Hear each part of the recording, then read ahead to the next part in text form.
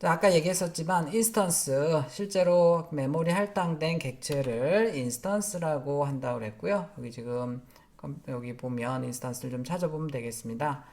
OOP에서 인스턴스는 뭐 concrete occurrence of any object 실체가 있는 그 객체를 인스턴스라고 한다고 얘기하고 있죠. 그래서 실제로 메모리에 올라와 있는 객체를 보통 인스턴스라고 많이 얘기를 합니다. 어, 자, 그 객체는 변수와 함수로 되어 있는데 보통 것을 이제 스위프트에서는 프로퍼티와 메소드라고 얘기하고 여러분들이 배웠던 C샵과 자바에서는 필드 메소드라고 얘기합니다. 그래서 자바, C샵 시간에 배웠던 필드를 여기서는 스위프트에서는 프로퍼티라고 하는데 여기 지금 속성이라고 굳이 해놨지만요. 그렇게 이제 안 쓰고 그냥 영어로 어렵지만 프로퍼티라고 얘기를 계속 하도록 하겠습니다.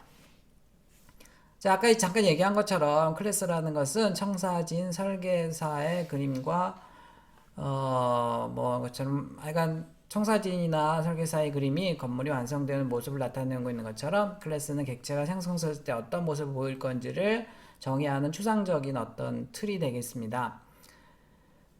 메소드는 어떤 일을 하고 있는 어떤 속성이 있는지 등을 정의하고 있는 거고요. 자, 예를 들어서 인티저 x다라고 하면 인티저가 우리 자료형이고 실제로 인티저라는 자료형이 있어야지 x를 찍어낼 수 있죠.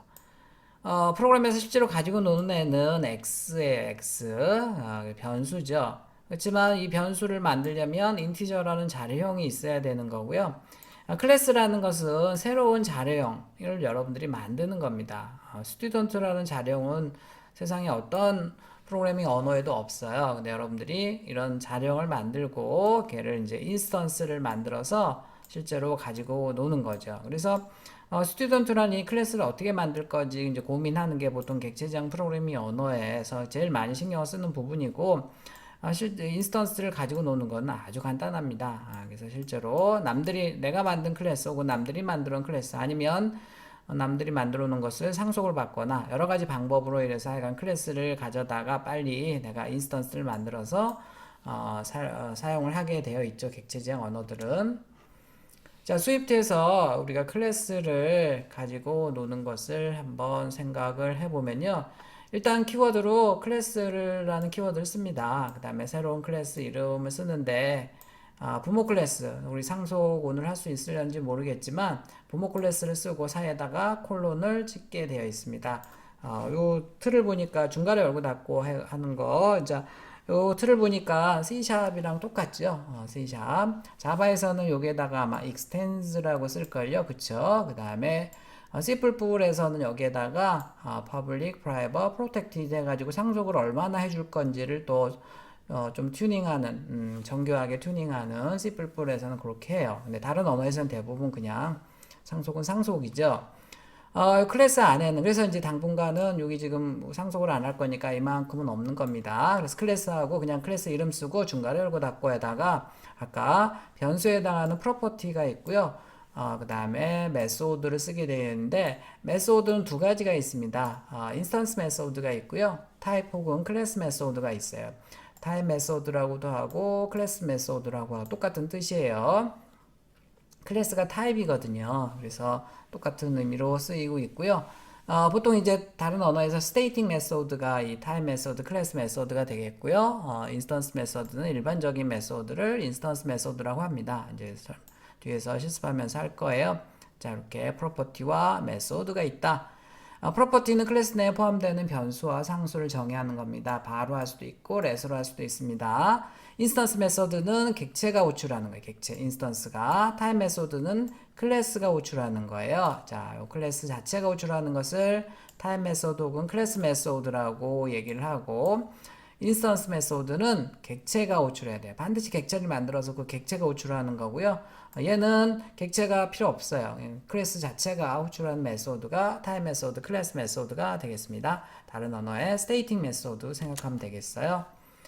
자, 우리 이제 클래스 안에는 프로퍼티가 있다고 했는데요. 이 프로퍼티가에 대해서 문법이 굉장히 많아요. 프로퍼티만 가지고 하나의 이렇게 문법으로 지금 나와 있고요. 프로퍼티는 특정 클래스나 구조체나 이뉴머레이션 열거형. 그러니까 우리 지금 스위프트에서는요, 이 세 개가 거의 비슷해요, 문법이. 우리 C 언어에서는 이 열거형 아주 간단한 문법인데 여기 스위프트에서는요, 이 세 개가 거의 비슷하다는 얘기니까 얘도 보면 뭐 변수뿐만 아니고 함수, 메소드도 들어갈 수 있고요. 자, 이 프로퍼티는 스토어드 프로퍼티, 스토어드 프로퍼티, 그 다음에 그 다음에 computed property 뭐 이런 게 있네요. 그래서 뭐 이런 얘기들을 이제 쭉 이어서 할 건데요. 여기 지금 제일 정확한 문법이니까 여기 잠깐 한번 들어가 보도록 할게요.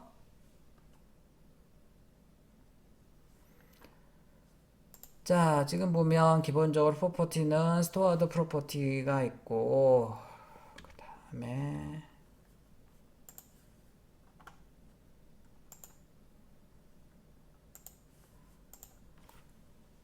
뭐 레이지 스토어드 프로퍼티도 있습니다. 그것까지는 잘 몰라도 될 것 같고요. 그 다음에 computed property라는 것도 있고, 뭐 여러 가지가 있어요. 그것들에 대해서 꼭 여러분들이 지금 알아야 될 내용들은 얘기를 좀 하도록 하겠습니다. 나중에 얘기해야 될 내용들도 있고, 이걸 뭐 지금 다 할 필요는 없을 것 같아요. 자, 그래서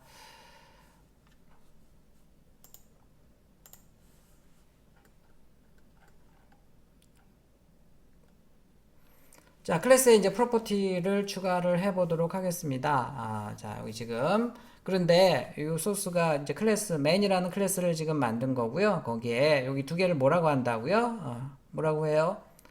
프로퍼티 자바나 C샵에서 그 필드라고 하는 애를 만드는 건데 렛으로 해도 되고 바로 해도 됩니다. 둘 다. 얘는 인티저형 age고요. W형의 weight라고 해서 두 개 프로퍼티를 갖는 뭐죠? 클래스를 한번 만들어 보도록 하겠습니다. 자, 여기에서 자, 우리가 이제 클래스를 만들 때는 어떻게 한다고 했죠?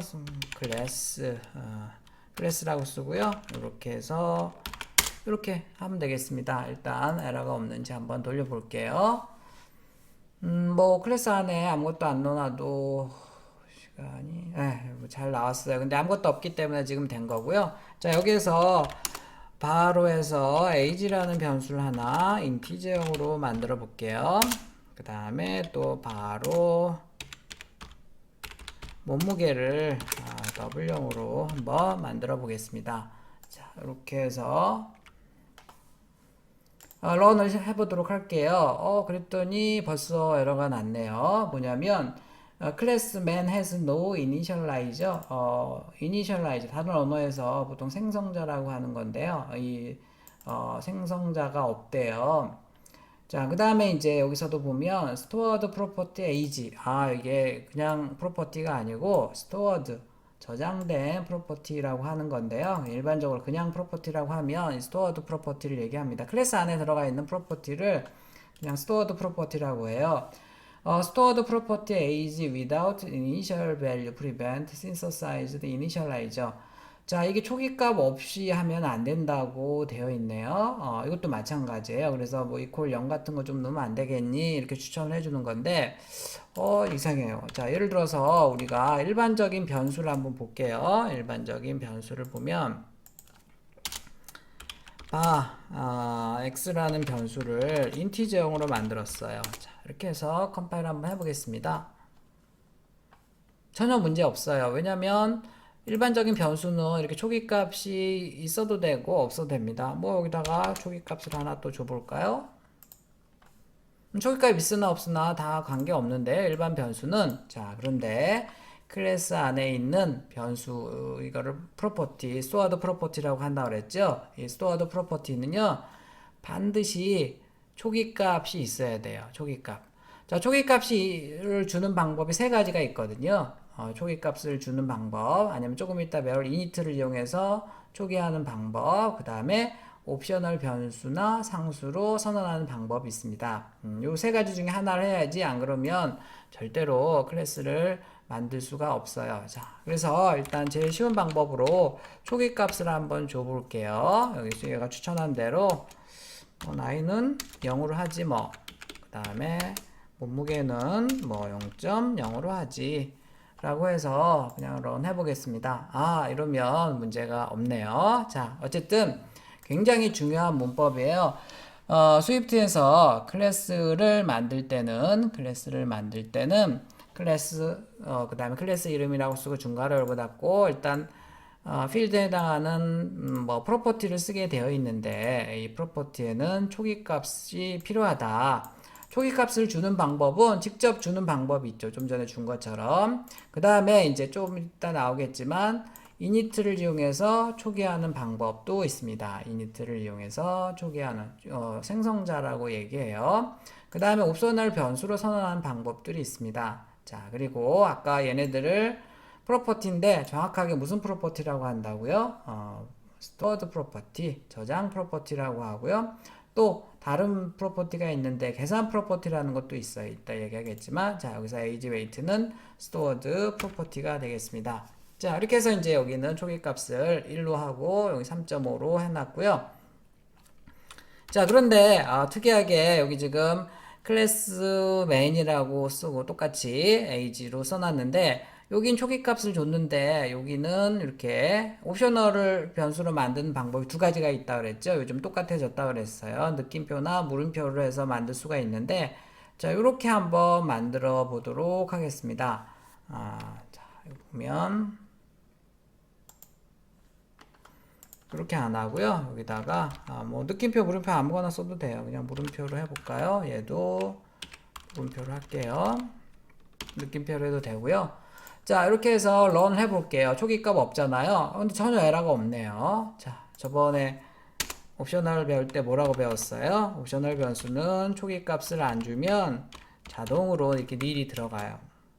자, 여기 nil은 써도 되고 안 써도 되는 겁니다. 자, 런 해볼게요. 자, 똑같아요. 옵셔널 변수는 보통 값을 안 넣어주면 자동으로 nil이 들어가는 변수이기 때문에 이렇게 그냥 옵셔널 변수로 느낌표로 해도 되는 거라고 했습니다. 똑같아요. 요즘은 자, 문제없이 잘 되죠. 저 두 번째 방법이에요. 자, 일반적으로 우리가 이제 초기 값을 이렇게 직접 주는 방법이 있고 아니면 여기에다가 옵셔널 변수로 해서 만들면 자동으로 nil 값 여기다 equal nil이라고 써도 되고 안 써도 되는데 굳이 자동으로 되는데 그걸 쓸 이유는 없는 거죠. 자, 그렇게 하는 방법이 있다는 겁니다. 자, 이게 첫 번째 방법, 얘가 두 번째 방법이 되겠고요. 세 번째 방법은 init 생성자 함수를 만드는 건데요. 그거는 이제 조금 있다가 나올 것 같고